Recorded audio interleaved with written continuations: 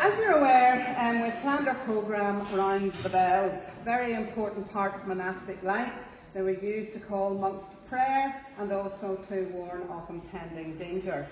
And we're delighted that Cormac Burke has accepted our invitation to give a talk entitled Early Monastic Bells Revisited. Cormac is from Dublin, lives in Belfast. He is an honorary editor of the Ulster Journal of Archaeology and a fellow of the Society of Antiquaries. He specialises in the study of early medieval metalwork and has published widely on the subject, and his catalogue of early medieval handbells from Ireland and Britain was published by the National Museum of Ireland in 2020.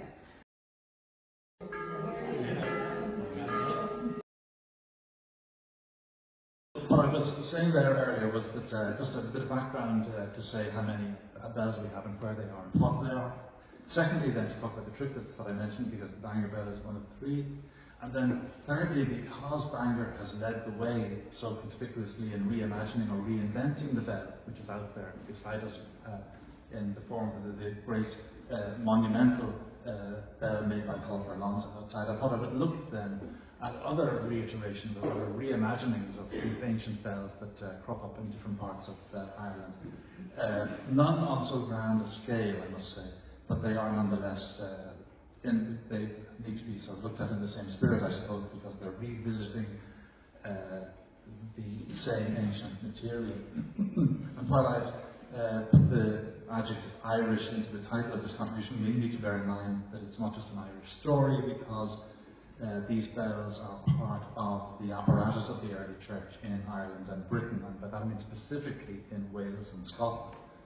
England barely gets a look in, actually, to this story, but the continuities with Scotland are extremely telling, and the making and the keeping, the using, the whole tradition surrounding the bells is conspicuously the same in Ireland and in Scotland, but that's another day to cover that.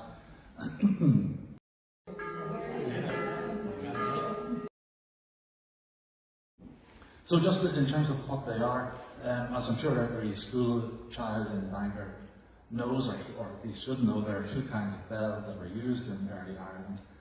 Those made of cast bronze, and those made of sheet iron, and those made of cast bronze. Cast bronze being the type to which the Bangor Bell belongs, but the sheet iron bells are the earlier ones. And of course, as everyone knows, these are quadrangular bells. They have four surfaces. So they're symmetrical, they have two faces and they have two sides. And as you can see on the screen, if you can see it from the back, that's your typical pairing of an iron and a bronze bell. And the quadrangular shape is completely clear, particularly when you look into the interior view. You can see there's a certain rounding of the angles, all right, but basically these are quadrangular.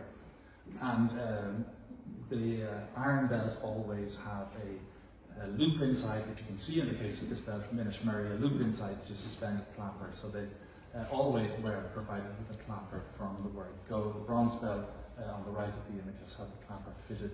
It's a secondary insertion, but there was always a clapper there. Now, we can say a whole lot about these things because we have a wealth of evidence besides the material evidence that the bells themselves provide. So we can contextualize them by reference to a whole raft of information.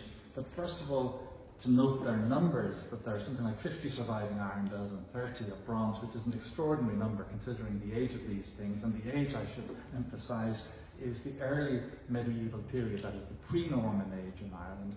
So we're talking about material that was made from the 5th or 6th century, I think, certainly until the 12th. So we have a very long chronology of bell making. But the point to note is, and the 19th century antiquaries reached the conclusion long before anyone today, that the iron bells are the older kind, and there's no reason to dispute that. They are the first kind of hand bell that were used, and bronze bells came along later, and I'll come back to that point. But we have, besides the large numbers of these things, which is so striking, we also have the vital documentation that puts the use of the bells into context, so that it's not as though these were dozens of anonymous bells and we were wondering, were they animal bells bells or what, or somehow secular in their context, but they're not, they're ecclesiastical bells. There's no doubt about that. And we know because we have, for example, the early life of St. Columba, written by Agamemnon of Iona around the year 700, and he, for example, talks just incidentally about the bell being as part of the monastic regime, as part of timekeeping, so an accessory to the monastic life. And what's on the screen, and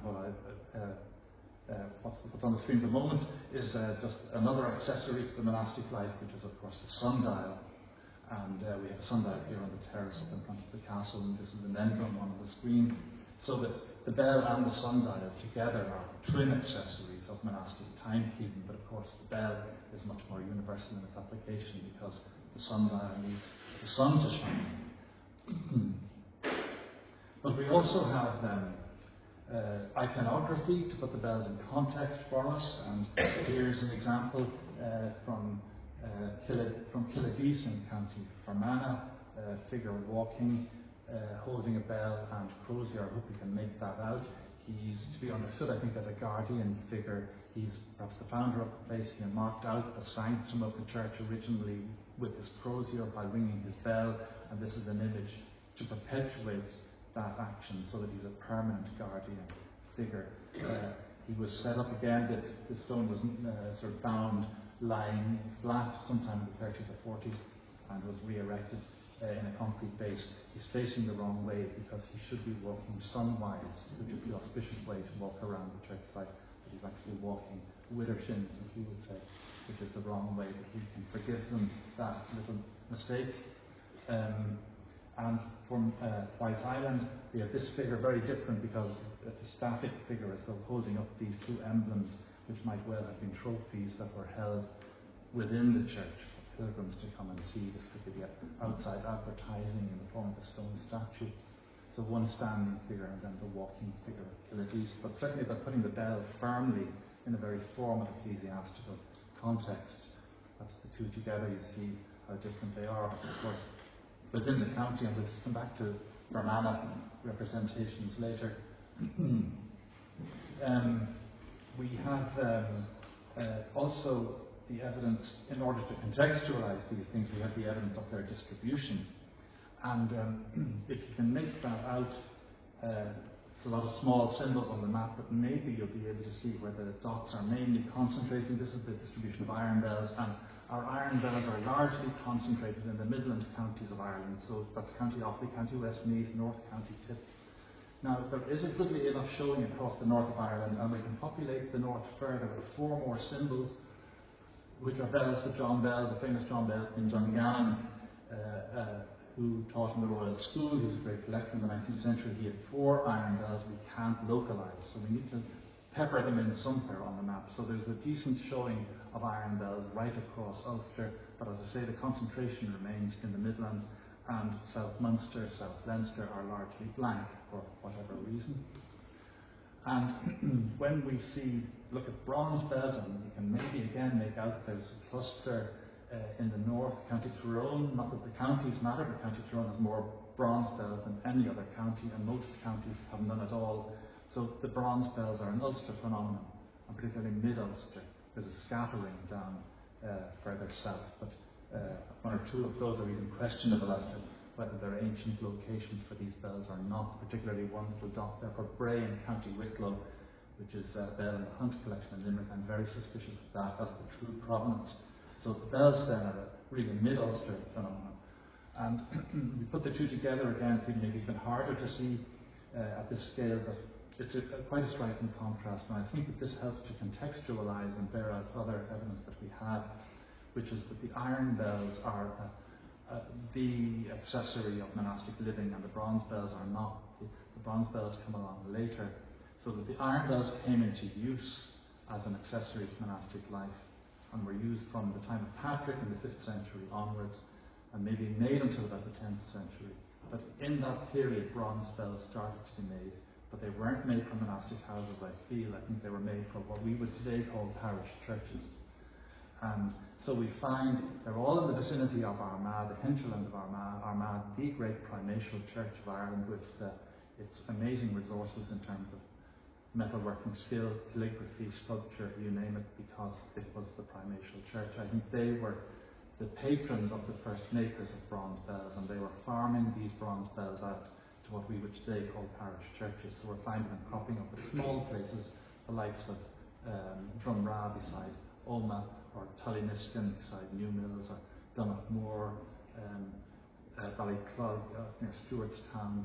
These are not great monastic houses, but we meet them later on as parish churches, and I think that's what they were at the time the bells were made in the 8th or 9th century. That, I think, is probably the context. Sorry.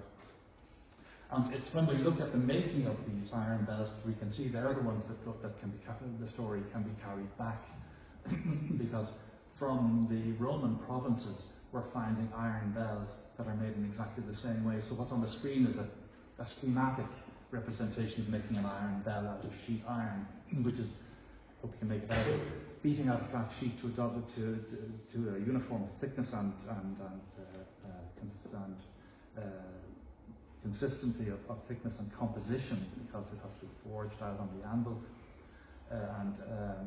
It's one sheet, as I say, then has to be cut to shape and then folded, and it has to be riveted up the two sides, and then brazed externally and internally to seal the joints and also to preserve it from rust. And this was done in the Roman provinces in the early centuries AD, and the Roman provinces include Roman Britain, and the bells were always made like this. This is a schematic rendering of an Irish bell being made, but the same thing applied to the likes of this one, which is from Eastern France, from 5th century context, and these are Gallo-Roman bells that are for all the world like the Irish ones, except they're smaller.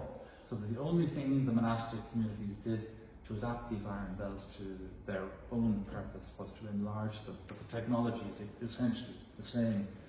And we, as I say, we have these bells in Roman Britain, a few of them, including in Wales and from Hadrian's Wall and Carlisle. As I say, they're very small, but the technology is the same.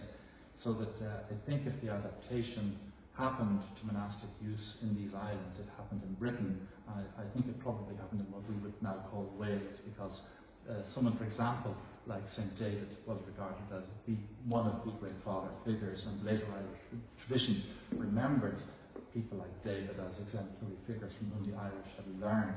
So I think it was Irish monastic communities copying, learning from British ones who brought the bells into Ireland first. There were bells on the continent among these religious houses, but they were not quadrangular or made of iron. They don't survive in the name, but the hints we have is the continent didn't know this kind of bell in monastic houses. So it's an insular thing, began in Britain and came into Ireland. So it seems to me.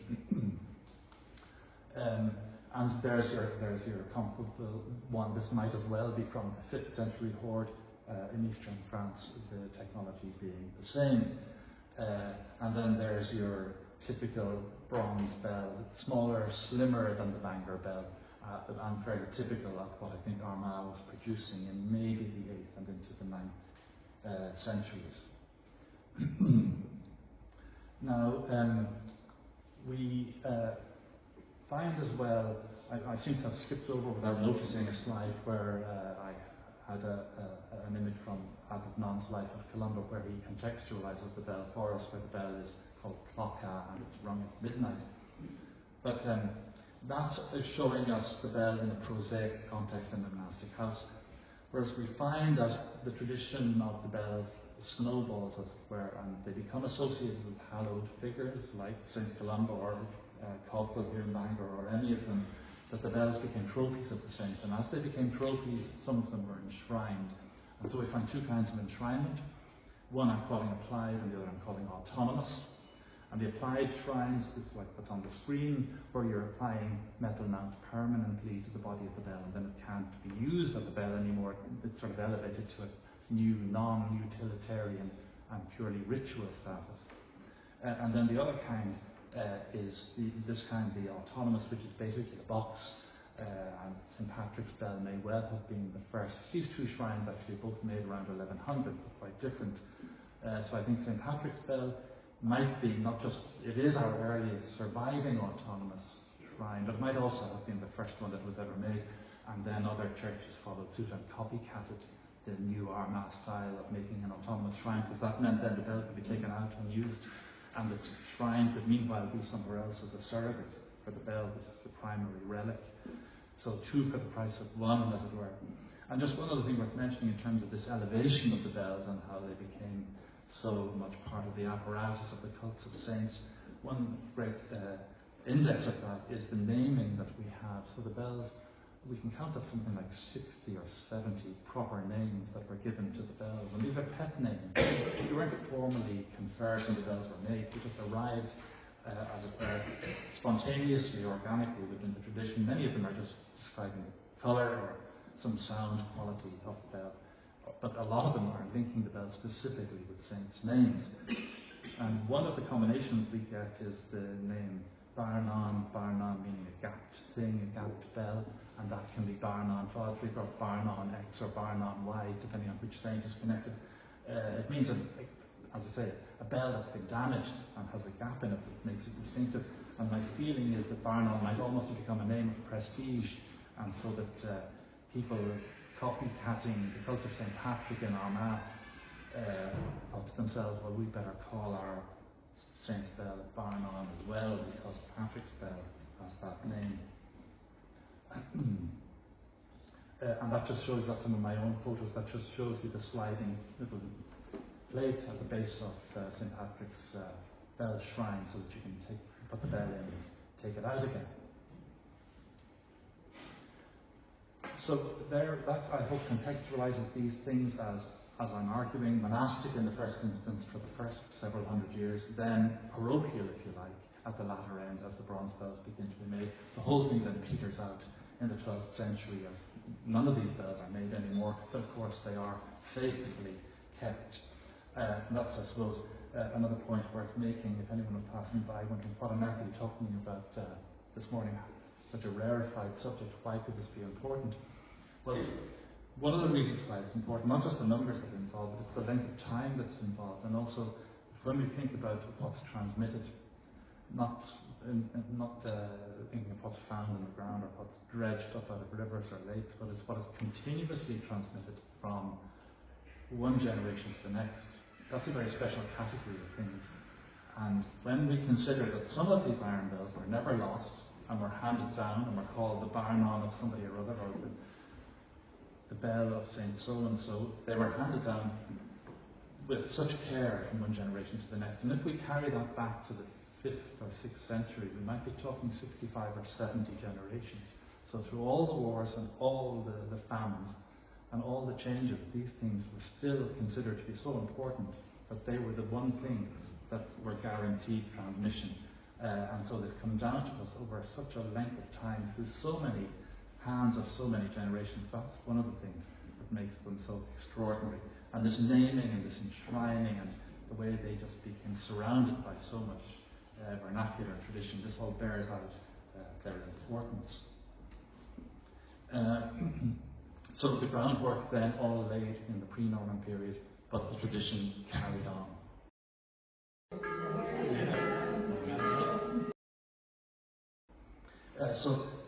To turn then to the groups of three that I mentioned, obviously there's the favourite group, which includes the Bangor Bell, and I owe these pictures to Gary McCormick, who took them here in 2016 when the wonderful initiative got off the ground to borrow the two other bells from Dublin, which is the Lough Lane, County Westmeath bell, which is on your left, and the bell from Cashel in County Tipperary, which is in the middle, and to put the three together on exhibition here in the North Down Museum, and it was, I believe, a great success, and certainly was an education to all of us to see the three together, which I think had never been done before. Now the beauty of these three bells is that I'm sure they're all made by the same hand, and because they're so far apart in terms of where they turned up, we can't help thinking, was this a travelling craftsman? A cleric, I've no doubt, but a travelling cleric who was the person who could make these master products to order in particular churches. The three are distinguished by their size, as you can see, the shape, the proportions, and by their decoration, because the three of them have got crosses finely engraved, which of course you won't be able to see from this distance, but you know, everybody knows that the cross is engraved on the Bangor Bell. The other two have them too. Also very neatly engraved panels of key pattern that are running around the base of the base and the sides. The one difference that you might notice between these three bells is the handle of the middle one from Cashin in County Tipperary. That was an extraordinary intervention made by John Hunt sometime maybe around 1950, after he bought the bell from the Dunravens in Adair Manor. He had the stubs of the primary handle removed, which are shown in an early illustration, and he had that handle added. And it is extraordinary to me, not only that he did it, but secondly that he did it so badly, because the handle is, as you can see, the handle is too high.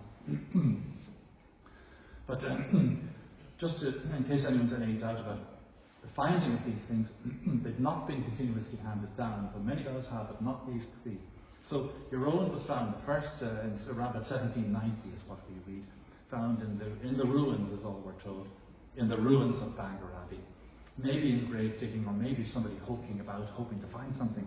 And it was firstly in the hands of the Stevensons, father and son. The elder Stevenson was a minister in Grey Abbey, and then his son, a physician in Belfast. And then it came down through that family down to the McCants family in Knocknagunny House, which is, as you now know, is used by the BSNI just above Tesco, halfway into Belfast. I've heard that place name pronounced Knocknagunny as a rule, but I was trying to find from East Belfast says Knocknagunny, so that's what I should be sticking to. And that's where the bell was until 1955, when the bell was bought by Bangor Borough Council in 55 from the estate of the last of the McCanses of Knocknagunny House. And the money paid, if anyone's interested, was £360. So £360 paid for the original Bangor Bell.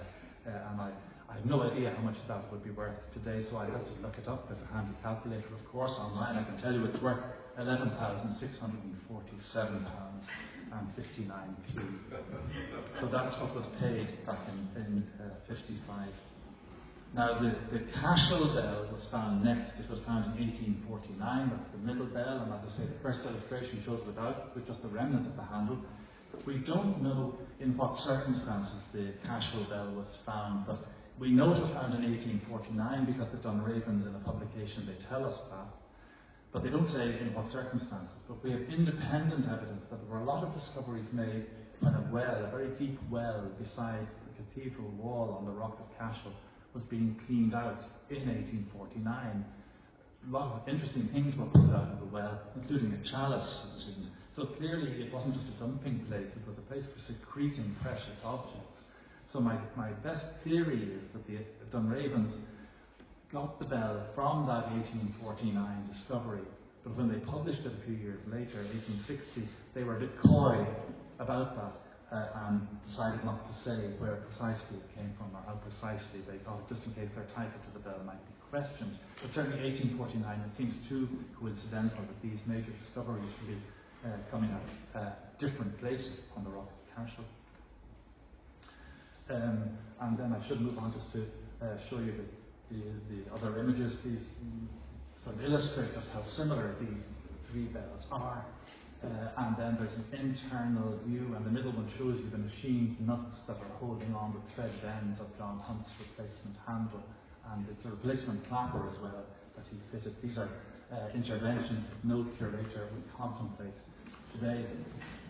But what this also shows, interestingly, the image on the right of the Bangor Bell, you can see that the Bangor Bell on the right is slightly skewed. And I think that what happened is that I didn't go into the making of these things, but they're made with a beeswax model. And the beeswax model then has to be invested completely inside and out in a mixture of in a clay, animal dung, straw mixture until it's totally coated. And when it's totally invested in that material, it maybe suffered some slight distortion that the bell founder couldn't see. And so once the bell was then cast, the wax being melted out and the metal poured in, the resulting metal bell had reproduced the slight skewness that had been imparted somehow to the wax original. But I'm sure the wax original was made true, but just something went wrong. It's a very minor difference. And then, because these are line drawings, you probably won't really be able to see them, but these are the ringed crosses that are incised on the faces of the Lough Lane and Bangor and Cashel bells. And it's a point I've just made here before, but just to mention again that the Bangor Bell appears to have unringed crosses inscribed on the two faces. When you look in raking very closely in raking light at the faces of the Bangor Bell, you can see there are indeed beginnings of rings marked out to make the crosses on the bell, ringed crosses. And there's a central compass point in each of the crosses on the Bangor Bell that the maker was using to describe the circle, but he never finished them. And my best suggestion in relation to that is that was a local intervention. Someone said to him, "We don't want our crosses ringed." Thank you very much. And he didn't, because unringed crosses are common down at Nendrum, for example, so it might have been just a local preference. But it seems like very local, because obviously ringed crosses are to be found elsewhere within the county. And then the third bell to be found, so we have 1790 for Bangor, then we have 1849 for Cashel, so the last one then was 1881, which is the Lough Lane bell, and it turned up on an island in Lough Lane in County Westmeath, and somebody fishing found the bell where it must have been hidden on the island. All three bells presumably hidden at some point for safekeeping, but we don't know when. And this one was found by a local man, and he brought it to Dublin, sold it to the Royal Irish Academy in the 1880s, I think it was, and he sold it for £10. And that was in 1882, or 1881, the discovery was made. And £10 back then was worth £1,483 today. So that's an even smaller figure. But these bells were going at bargain prices in the past. And because we're not forgetting what county we're in, and although I've said this is a group of three, and it is primarily a group of three, there is one other that we might possibly be able to bring into the earth, as it were, of the same man who made these things. It's the bell from Kilbrony down in St Mary's in Rostrevor, because it's not as big, and this is a different image, but I've tried to sort of insert it here at the true scale, so it's within maybe half a centimetre of the true scale as far as I can get it. So it's smaller, it's the smallest of them, and it's not quite a sharp angle, it's not decorated, but it is pretty similar. So if there's a fourth bell we can attribute to the same person, or at least to the same generation, then it's the Kilbrony bell. And incidentally, the handle is so different in Kilbrony because it's a replacement. It was added in the 12th century, and it's the most interesting thing in its own right. And at the moment in Kilbrony, really, the bell is in the church, hung by the handle, and it shouldn't be, of course. We never lift these bells by their handles. But another group of three, and this arose, it just shows the total accident and the serendipitousness of life, that we sent a copy of the Bell's book in 2020, or early in 21, over, just not expecting anything particular, but we sent one copy for review to the Ringing World, which is the main English campanological magazine. I'm sure Colin, you will know it. And sent it over to Peterborough, to a man called Will Bosworth in Peterborough, and he then just picked one of his own colleagues, a man called George Dawson, Willoughby on the Wolds in Leicestershire, and he sent it to George. And when George saw the book, he said, "That reminds me of something that he'd seen in 2000 or thereabouts." So he then sent a photograph to me, a print photograph with a letter, the old-fashioned way. And I said to myself, this looks like the most interesting bell you're showing me here, George. Can you get me more images? So he did. And this is the bell he sent me a picture of, hanging outside what's actually a farming family's house, Farnsfield, close to Farnsfield in Nottinghamshire. And this is Mrs. Cullen with basically her doorbell. They found it on their own land, as I say, sometime in the late 1990s. So I managed to get, after COVID, managed to get over there and see this bell for myself, and it's a beautiful thing. and this gives you maybe an impression of what it's like. And the key thing to note, we have a bell with very rounded angles, with uprights, a very upright handle with a very close to horizontal grip, and critically as well, just pointed out, a hole in the side, and there's a hole corresponding exactly aligned with that in the opposite side. And so where we fit this bell from Nottinghamshire into the picture is with these other two. So what we've got, amazingly, out of a field in Nottingham, the first time the field was deep ploughed, they tell me, this just came up, and this one isolated find, nothing else from the same field. But it's a sibling of two others, the Terry Goodwin bell from County Armagh and the Culdat bell from Inishowen in County Donegal. And we know the date of these three, but they've got to be early 10th century because the date of, because the man commemorated on the middle bell, his death is recorded in the annals of Ulster. It's a character called Comascach, the son of Ailil. And Comascach is named here, and the inscription is asking for prayer for him. This is a classic kind of inscription that you find on a gravestone. So this is a commemorative inscription on the bell that I presume was made at that time. I think it's reasonable that it was made as a commemorative thing for this Comascach in 909. And there can be no doubt that the other two bells are by the same maker, because we have we're departing really from the quadrangular shape and we're coming into a rounded shape. And also, as you can see, I think even at that distance you'll be able to see, we have here in the two other bells from Ireland, we have aligned holes in the faces. And that's a technical trick of the maker to do with the way he made these bells. But in the case of the bell from Nottingham, the holes are for some reason in the side. But it's the same trick of the maker. It's one of his signature details. But there's no doubt in my mind that these three bells were made somewhere around Armagh in the early 10th century. And of course, I neglect to say that the Bangor Bell and its siblings are essentially older than that. I should have made that clear. They belong to the early 9th, I think. So here we have, again, a set of three, and it's because the inscribed bell is an Armagh product. I think we can localise all three of these really to an Armagh workshop. And how the Nottingham Bell got to the Midlands of England is a mystery. There's a major church nearby, the famous Southall, famous for its horse racing, but famous as well for its Minster Church, a great ecclesiastical centre at the very southern end of the Diocese of York. And maybe the bell was carried there by an Irish person with some connection or wanting to bring a gift to the church, who knows. When it was buried, I presume it was buried rather than lost. When that happened, we don't know. Maybe just Reformation time, perhaps, when things got scattered out of Southall. And there, again, is a view of the interior of all three of these bells. And there's another signature detail that I won't dwell on, but just there's a telltale trail within each of the three of the wax, the way the wax, it's not a continuous wax surface, but our maker has left an unplanished wax junction within all three bells. So I have no doubt about the work of one person. Moving quickly on, another set of three, and these are associated with the one definite find from County Monaghan, from Inniskeane in County Monaghan, and then there's another localised only to the County Monaghan, and then there's ones from somewhere in the west. And I've no doubt that all these three bells were made by the same person.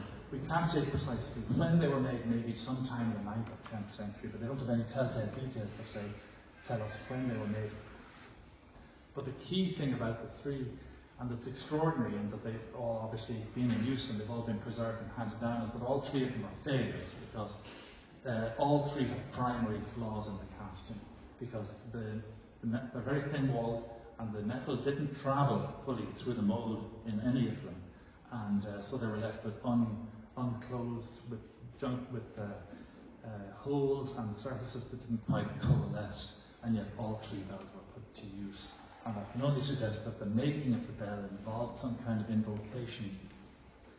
As you know, in the Benedictine tradition, for example, you don't embark in any work without, asking God's blessing on it first, and I think that was probably done.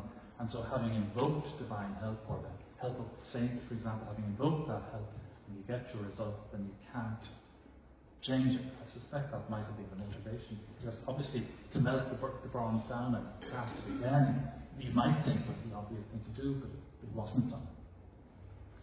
Now, one of these bells from Inishleen introduces us to the patron of that place, who is a character called Daig, generally spelled D-A-I-G in the older language, and I just have this on because this is the national school in the main street in Inishleen, is Paddy Cavanagh territory in Inishleen. But what's on the screen there is the national school, so you have the Scandinavian Ja, which is Ja being the Daig in the genitive case. And this character, founder, bishop, abbot too, he is reputed to have been this great metal worker in early Ireland. He's a true historical figure, there's no question about that. And what he produced is greatly exaggerated by the tradition. It's embroidered, but at the same time he clearly was a metalworking saint. And what's interesting about him in the Bangor context is that he was a student here, and he was a kind of pet metalworker to various saints later in his career. But he was a student here in Bangor, and there's a Latin life of this character, Daig, and it tells us about him being here in Bangor, and it says that while he was in Bangor, he made 3 bells for Calco Bangor. It's written in Latin, so the word is Cymbalum, so he made 3 Cymbala for Calco. But then the writer goes to tell us, and there's something miraculous about this, it circumstantially tells us which are today kept in Mogno. And it's M-O-G-N-O, which is how he spells it in the Latin Mogno. And that place is identifiable because it's a place now, it's the townland of Dunmanog, and it's Dunmahano in Irish. And this is the parish of Ballochmoon in South County Kildare. So the moon part in Ballochmoon is the Modna, that the life of the saint is talking about. So the 3 bells that Daig made while he was a student here in Bangor, the writer tells us, are preserved in this place, Dunmanog. This is what it boils down to. And Dunmanog is a most interesting spot. I have an aerial view there. It's in that very rich farmed landscape of the Barrow Valley in South Kildare, bordering on North Carlow.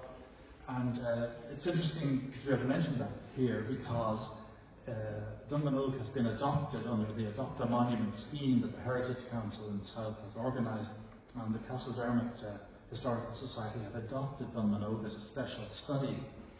And I've just been in touch with in the last few days with Sharon Green, who was editing Archaeology Ireland until late, which is an archaeologist who lives locally.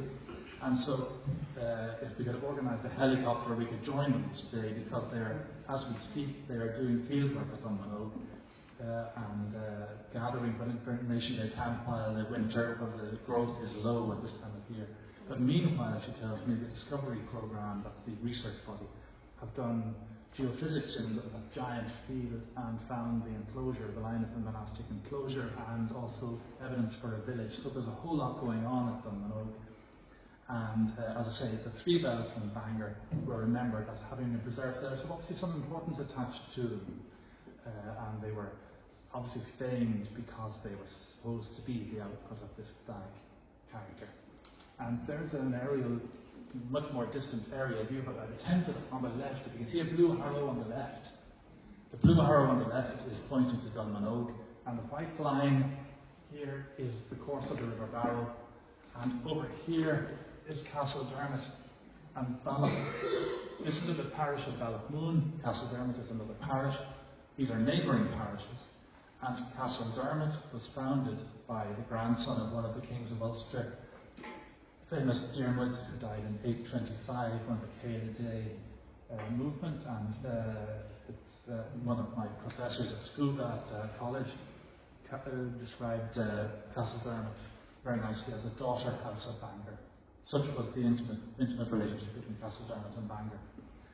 And now I think we can add into that nexus, if you like, the fact that 3 bells made here were preserved just a few miles west here at Dunmanog. These phenomena, I think, must all be connected. Lot to be teased out there, and here is part of the map available of the Columban Way. And what we're seeing here, we've got McGaney marked here on my aerial image, and McGaney crops up again, somewhere I can't see it there, McGaney. And so our site of Dunmanogue is just here, where the Columban Way misses it completely. Because nobody asked me, basically, I suppose, like, you say. But what I would hope to be possible is that maybe Dunmanogue, because it's only a short hop off the Columban Way, it might ultimately be added as a point of great interest along this route.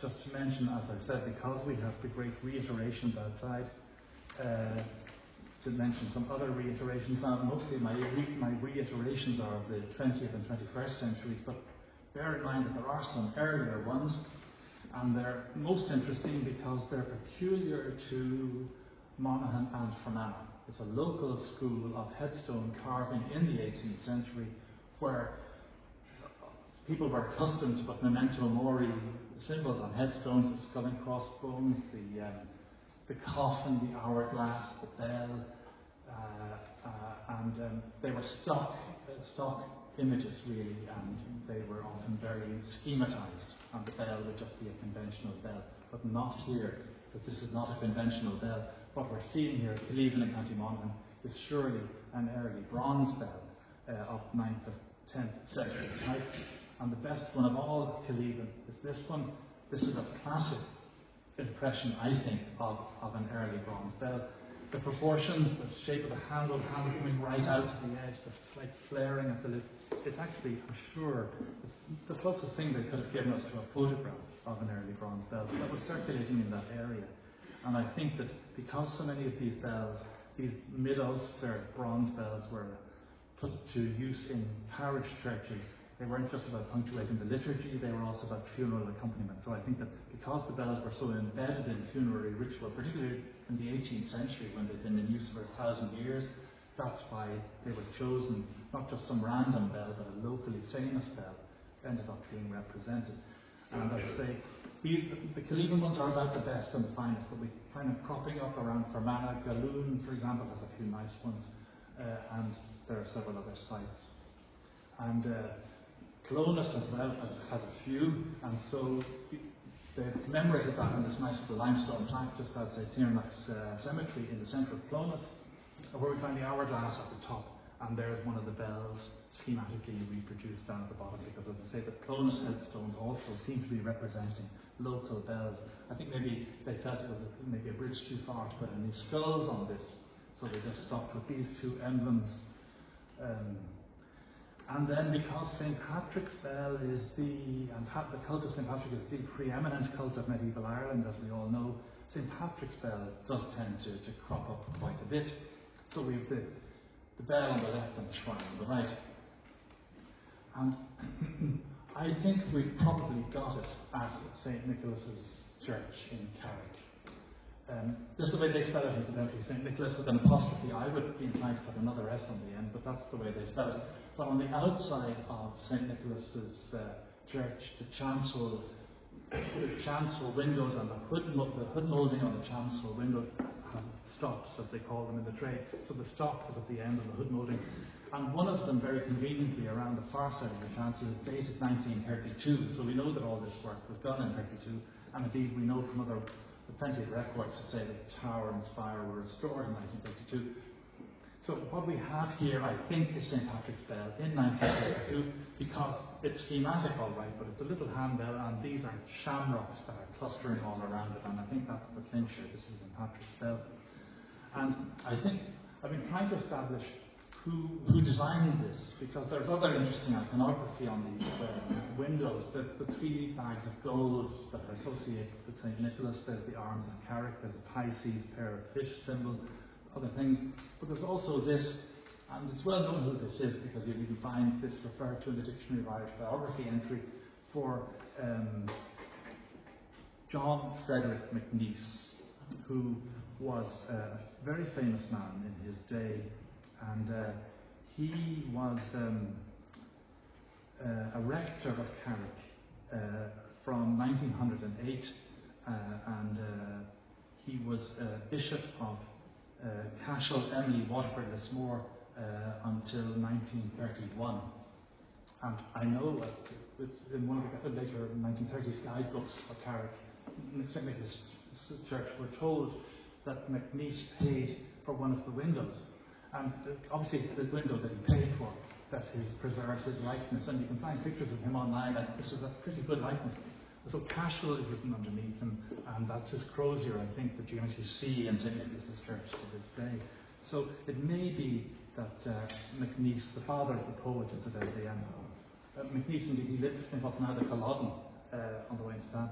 He may have been the designer of these things, or at least given the germ of the idea to a designer, but it would be interesting to know. But the point about 1932, obviously, is that was the great patrician year, because of Patrick supposedly having come in 432. So the 1500th anniversary of his traditional arrival, commemorated by putting his bell on St. Nicholas's Church. But I put this to the Carrick books, and I don't think they cottoned on to the bell being Patrick's bell, but the shamrocks, as I say, finish it.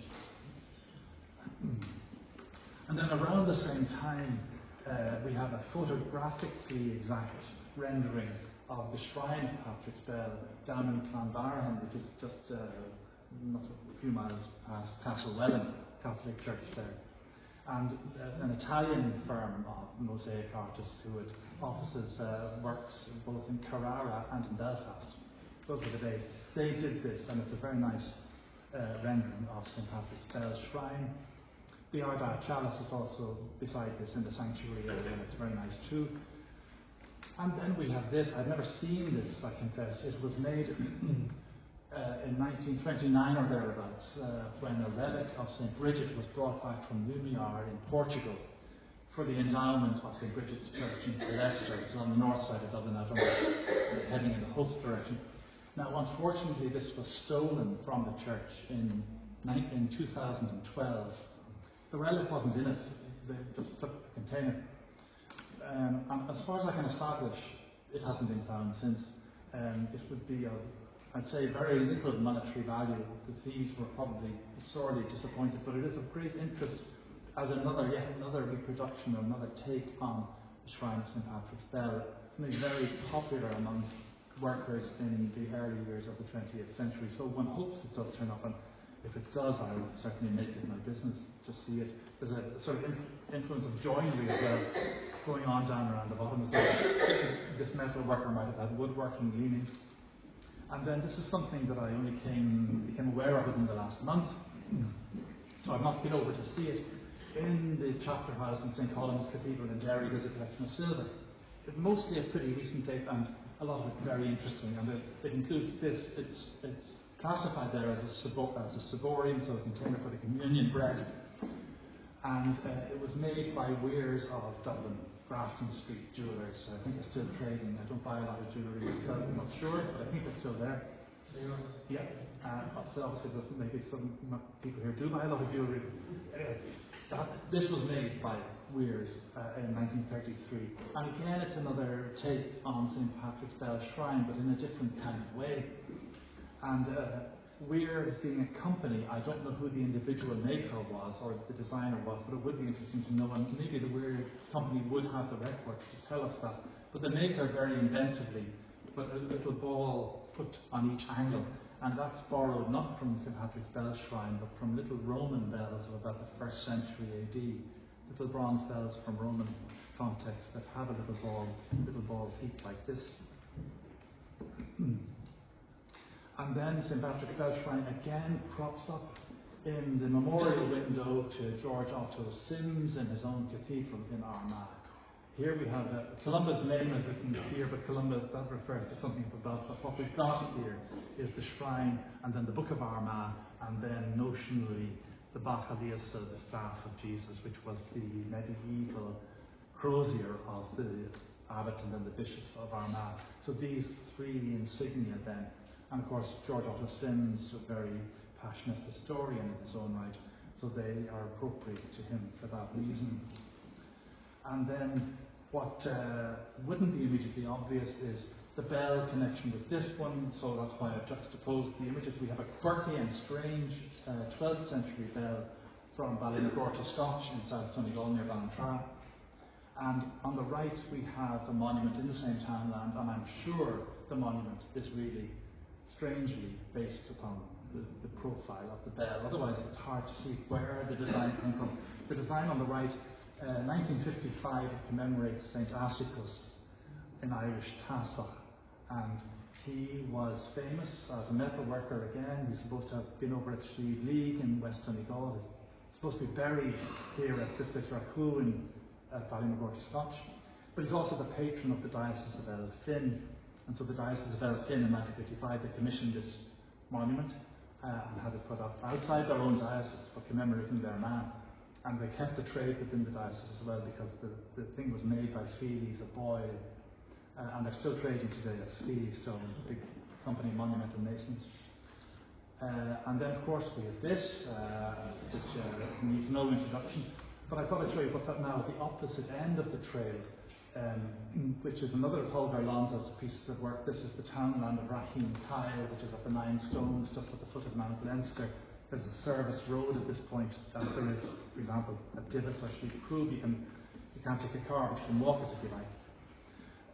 And this bell is placed just adjacent because of the local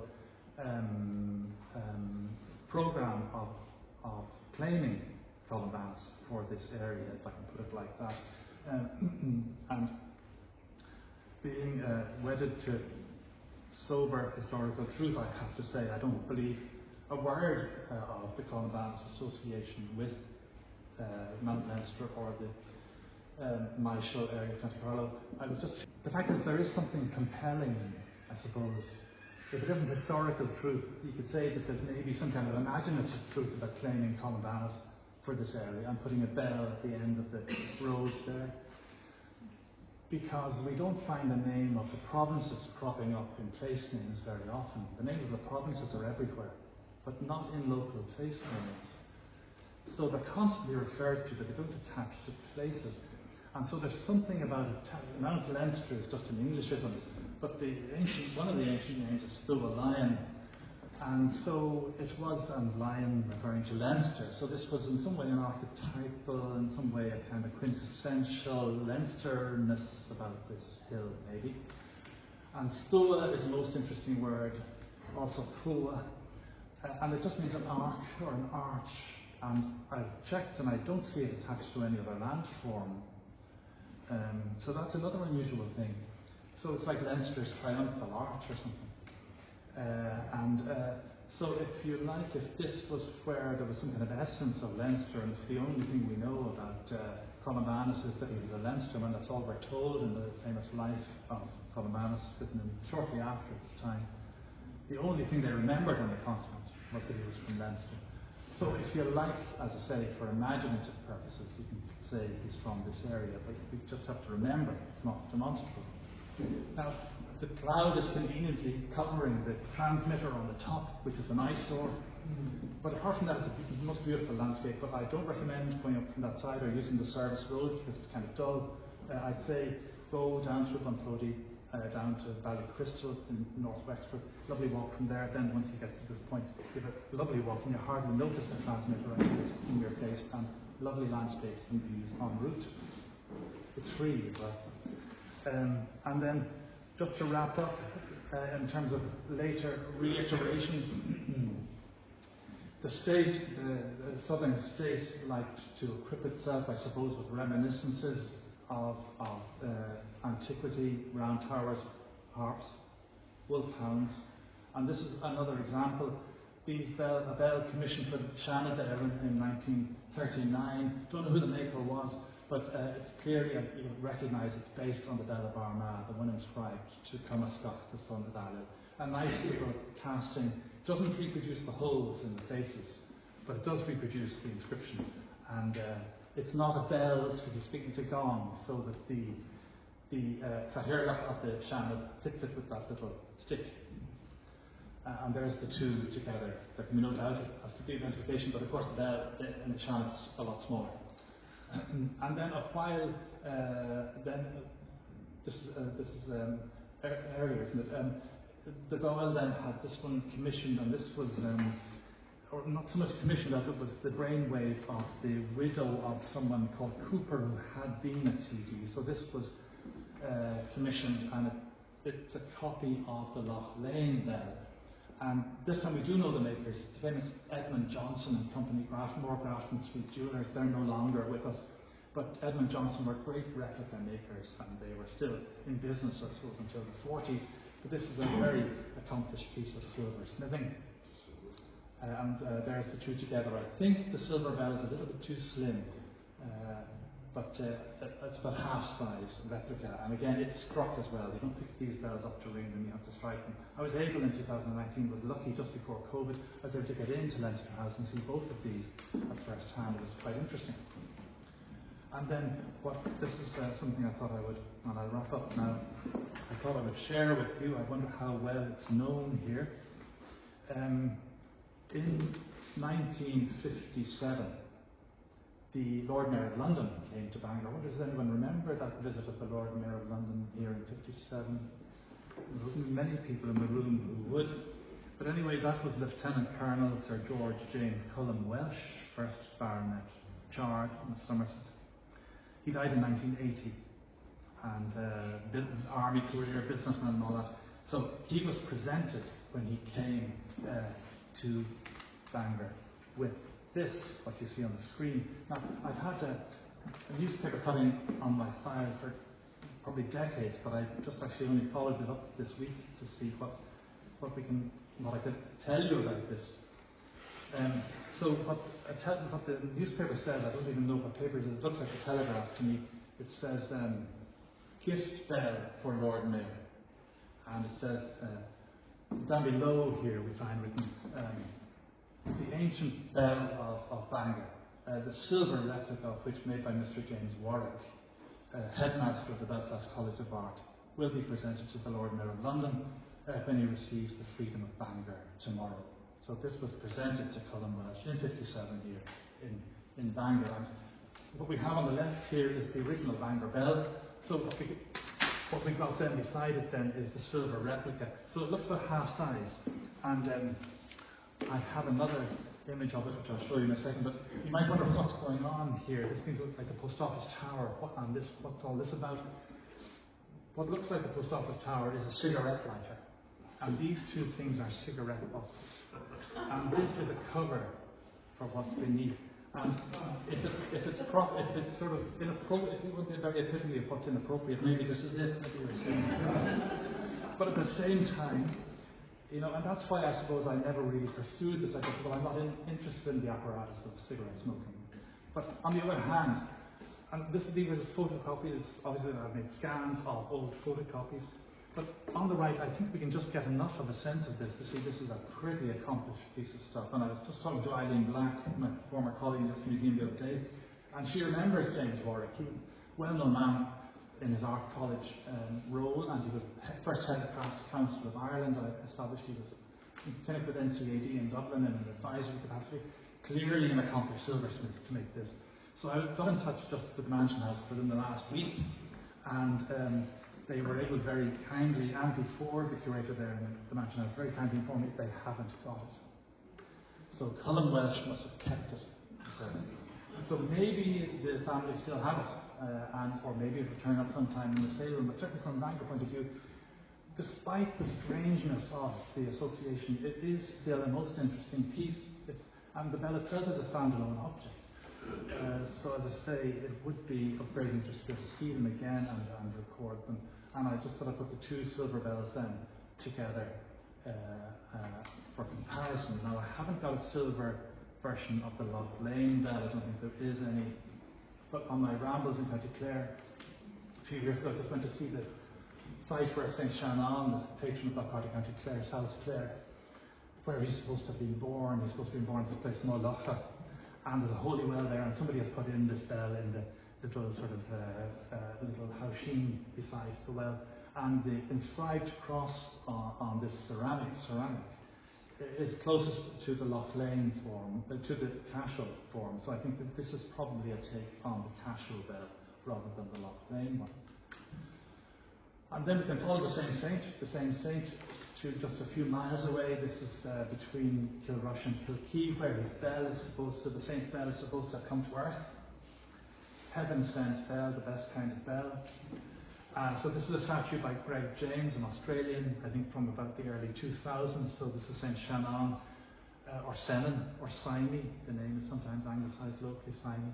Anyway, here he is, and he's holding his bell. And again, this sort of familiarity of the cross on this, inscribed on the faces of the bells, like Bangor and the other two. Here it is again, another take on that, because we have a ringed cross in relief on St. Shannon's bell. And then, I haven't got a proper image of this, I had to lift this from the web, but this is St. Macreehey on Macreehey at his church, which is, if you're golfing or surfing, it's just at the top end of Liscannor Bay. And he's got a bell in his hand, and it has a rope handle. Interesting idea, I don't know where it came from, but of course a bell that had been long in use might well lose its handle and might well be given a handle made of rope. It's a nice idea, why not? And then, and I'm almost finished, a statue in Limerick City Museum Art Gallery by the famous Oliver Shepherd. Oliver Shepherd, a son of Cookstown, incidentally. Shepherd, famous for making the Cuchulainn statue in the GPO that we know has been used for political purposes here. But this is a less well-known statue by Oliver Shepherd, and it's called Finn Vale. And I put it to, these are just like, again, lifted from the web, so they're not very sharp, but I put it to the folks in Limerick, can they explain the name, what Shepherd meant?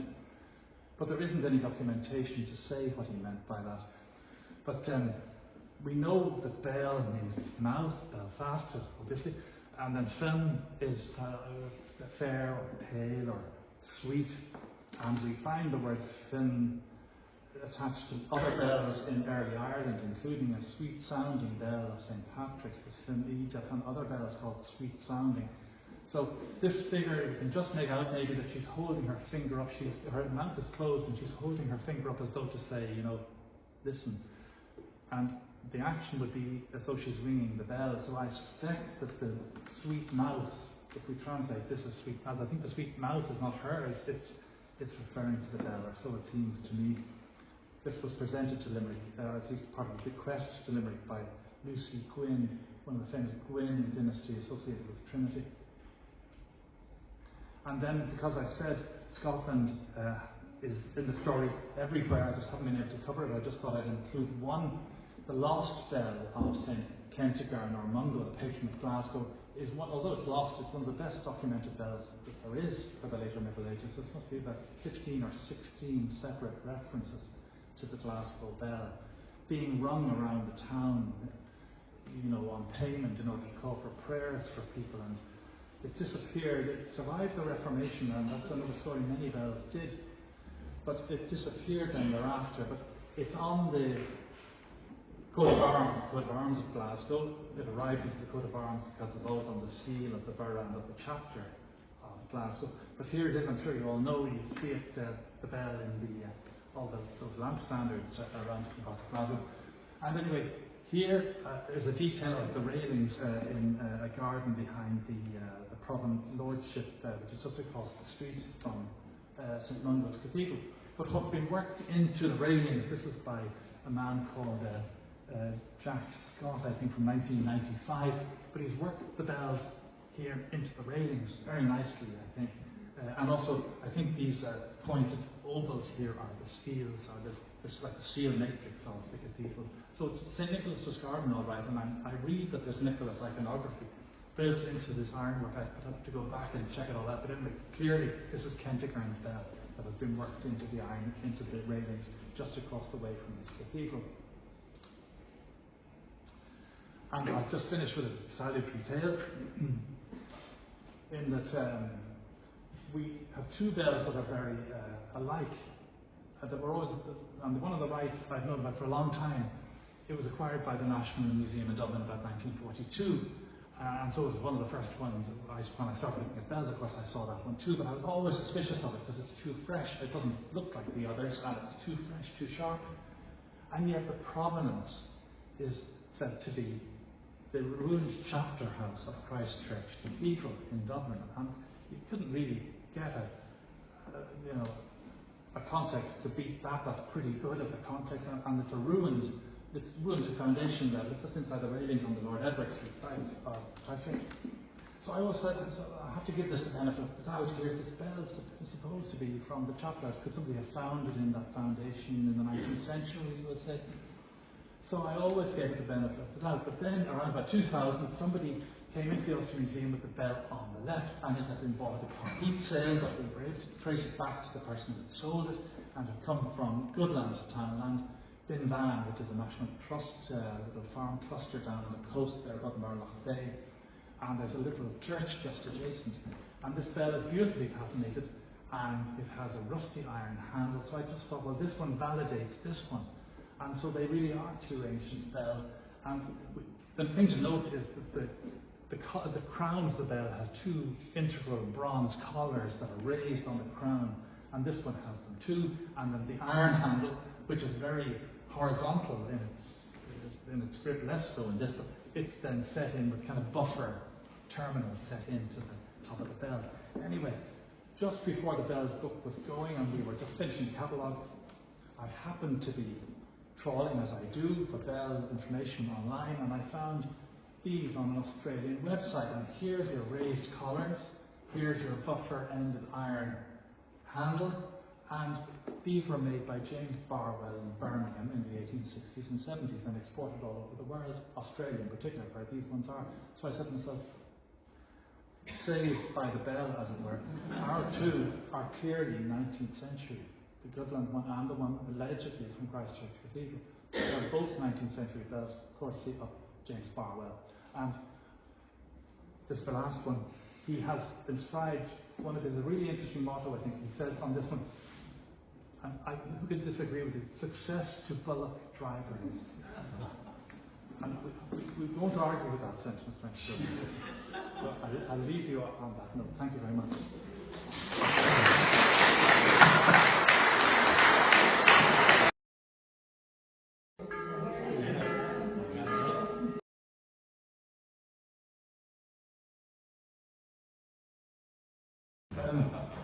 There is a friend of mine, John Purser in Scotland, and he has looked into the musical dimensions of this, and he says that you can, by striking, causing the clapper to strike the faces and the sides alternately, you can get different notes.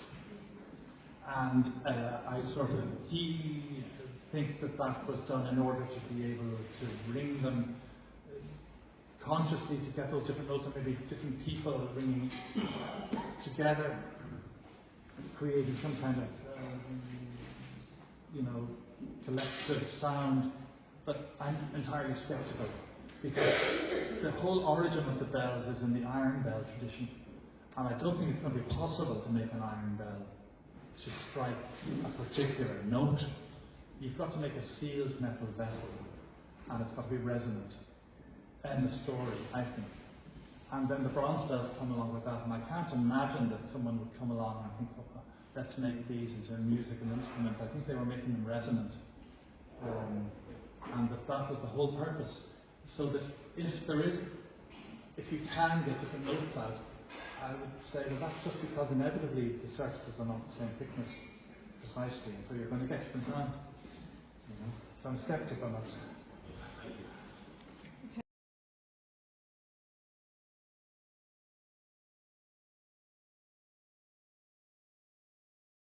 And my first image shows, it was 19th century image, but shows a bell with a round tower behind. That was my first image. It's one of these great mysteries, because you see, if we have a continuous bell tradition from the time of St. Patrick onwards, and we don't have round towers until about the 10th century, that means that really, largely most of the life of bell making and bell ringing had already happened before the round towers were even built.